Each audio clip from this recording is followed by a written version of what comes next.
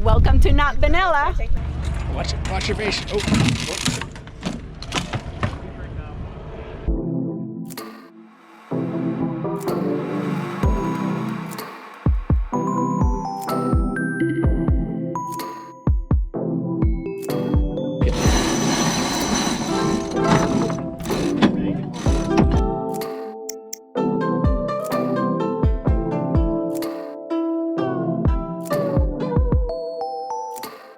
Big day today, huge day. Tell them what we're doing. We're going sailing for the first time in ages with Not Vanilla, who we haven't met yet, but we're really excited to meet. They're patrons of ours, and they offered to take us sailing today, so we are so excited. Yeah, but the biggest thing is that Lola's coming with us, and Lola is our dog, and Lola hasn't been sailing yet. She's just lived on a boat for a little period of time. She doesn't know what it's like to be underway. Also, there's another dog in play, so hopefully they get along. Oliver is his name. So you're gonna meet Oliver, Patrick, Maddie for the first time with us. We have not met them in person. We're excited. Are you ready, old girl? Are you ready, old poopsie? We're going over a bridge. This brings back memories. We're heading right back. We're on almost to St. Petersburg. This is where it all started for us. We drove over this very bridge to board Jacques Mate for the very first time. It's bringing back all sorts of fuzzy, warm feelings. Definitely. Headed from Tampa to St. Petersburg. All right, so step one is to introduce Lola and Oliver and to see if they'll get along. Hopefully they do. If they don't, then we might not be able to go out on the water. We'll do something else. So. I think Lola's gonna like Oliver. I just don't know if Oliver is gonna like Lola. Right. Oliver's an old man. I guess he's like 14. Lola's 1 year old, so I don't know. Hopefully they hit it off. She's like, yeah, you know, the swells are only like 60 feet high sometimes when it gets up. All right, Lola, can you hop up? All right, Lola and Oliver seem to be come up here. doing okay. Give me your pies. Welcome to Not Vanilla. Take my shoes off. We usually take them off. Oh, that sign was there when we got the boat, but we kind of like it. Which sign? All right, sir.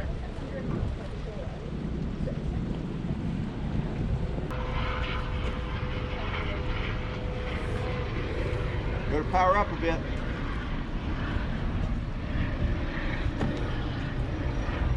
Woo. Woo. Watch your face. Oh.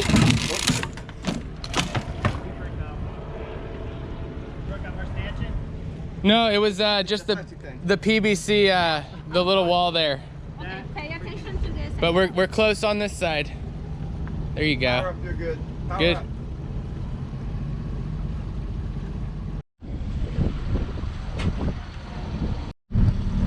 What do you think, Lola? How are you and Oliver doing down there? I'm coming in here. We're having a good conversation. We're talking about money, and and they're sharing some numbers. About $700 a month to keep a 36-foot boat here in Florida. We're paying $250 a month in Luberon to keep it on the hard, so that's quite a big difference. Yeah. And then what were you saying about when you keep it on the hard? Yeah, when we took it to the yard, the first month you pay per foot, but then every extra month you stay automatically adds $1,000. So let's say the first month was $800.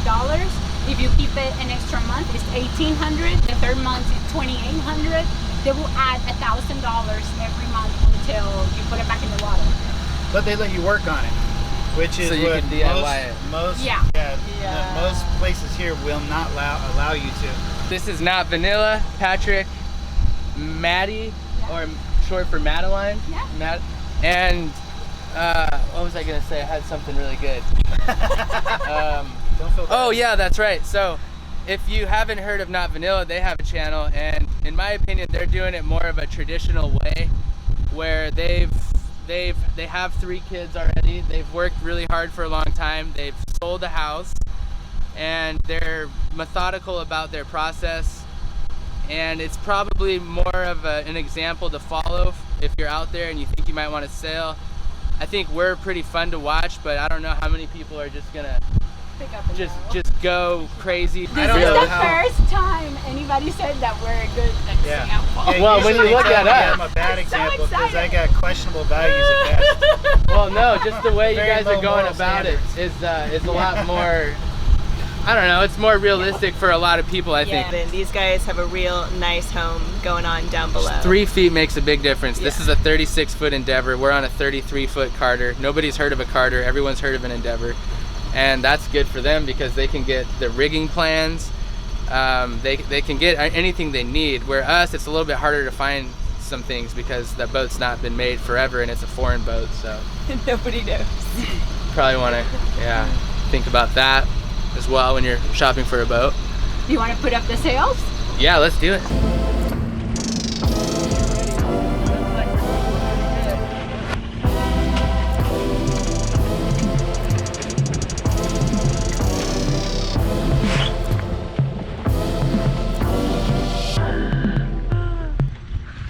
Did you see that? Did you see that?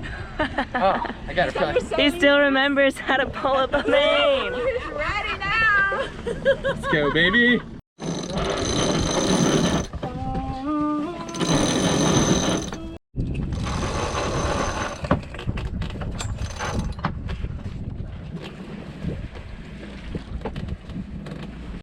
Yeah. Lola, Jeez. you're Yeah, sailing. we've What do you been, think, girl? How about at 5 knots?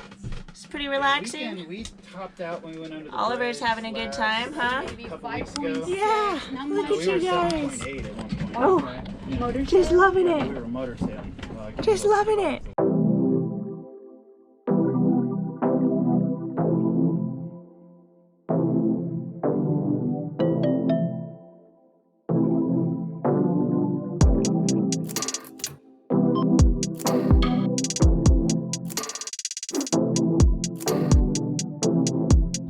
So how often do you guys go out?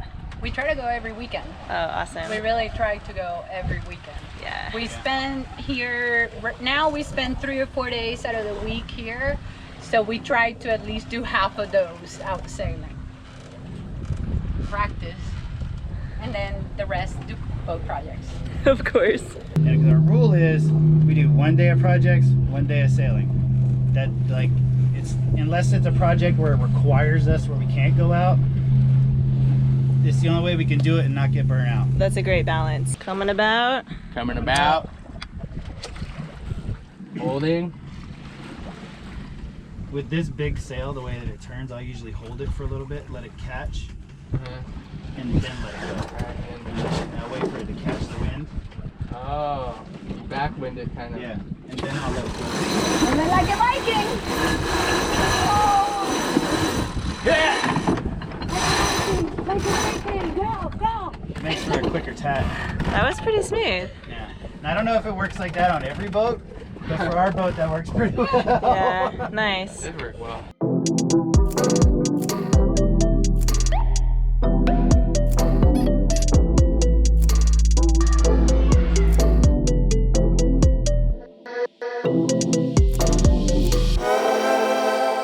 There's a lot of crazy traffic coming in here, and we just learned that the SFU? No. USF kids got dyslexic. USF kids get free jet skis.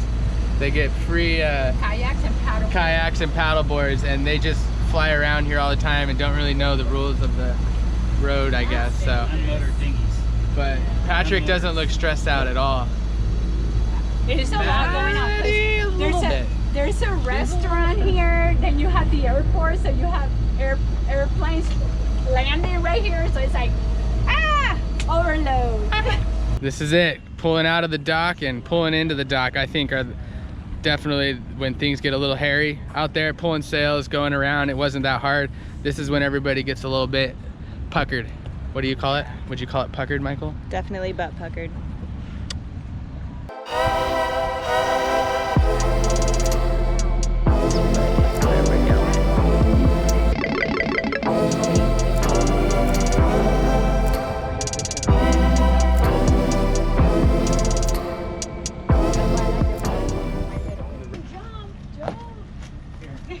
Just put it on the mid plate. Oh, the mid plate. It's just a natural thing.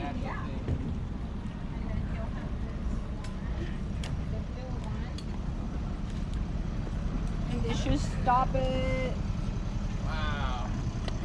Of course, Joel can't help himself. He had to jump for it and save the day. Yeah. I didn't have to jump. I just. You did. It's just natural. It's his instinct. Oh, yeah. We were just admiring how he just pulled in. But there's a reason for it. Maybe Patrick can fill you in on why he's so good at docking, even though he's a novice sailor. What kind of experience do you got? I used to be a captain at Disney, so I worked a lot with like the larger ferry boats, the 190-ton ferry boats, and the cruisers, the 120 passenger cruisers. So if you have it for a job and you dock every 15-20 minutes for 8 hours a day for 3 years in a row, you kind of just get used to it by accident. I guess I just wanted to ask what your long-term plans are, if you can let them know. Not Vanilla. They're going to be around for a long time. I have a feeling they're really serious about everything. They have big plans and they're only at the beginning, so maybe just what are the plans? What are you guys doing here? Well, we want to do a circumnavigation for sure. Yeah.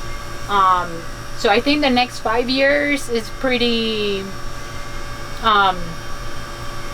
I always joke around like wherever the wind blows, but like Literally. the beginning of the year we want to go, and I know we want to get to the point where we're in the Bahamas area, and then once the new hurricane season starts, then from there, depending on what happens, we may head north and go to Bermuda, UK, Mediterranean, or if we're really comfortable, depending where we are in the Caribbean, we may head down and try and do the Panama Canal Zone, and then do French Polynesia and go the other way.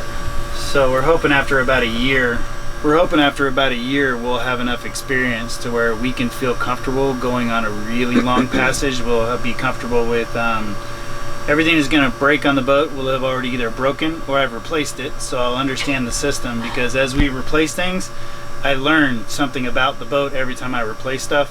So by that time I should probably have already put my hands on everything on the boat that could break.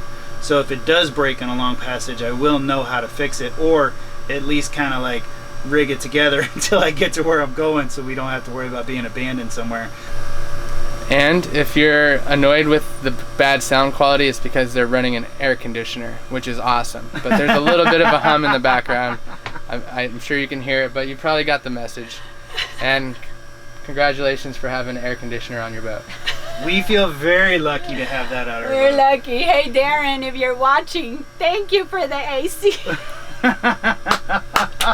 So I found this company called Bite, and it's toothpaste, but it comes in little pills. So the first time comes in this glass jar, which is recyclable, but then the pills, you don't have any waste. So when you get your refills, it comes in a biodegradable plastic, and it's just the refills.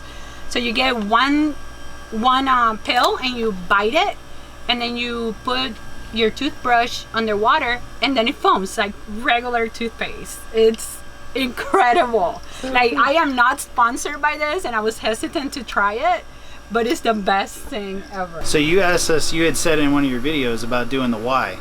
Our why is because we want to create relationships with people all over the world. And hence why we do our channel and stuff, so that people will watch us, become familiar with us, and know who we are, and then reach out to us, and then we can meet people, kind of like how we met you guys. And it's like, no matter where we travel in the world, we'll always be amongst friends, and we'll get to see all of the stuff that's outside of the touristy areas, like the local foods, the local mom and pop places, all the stuff that you'll never get to see unless you know somebody who lives there. That's our why. These are the tales of Boab.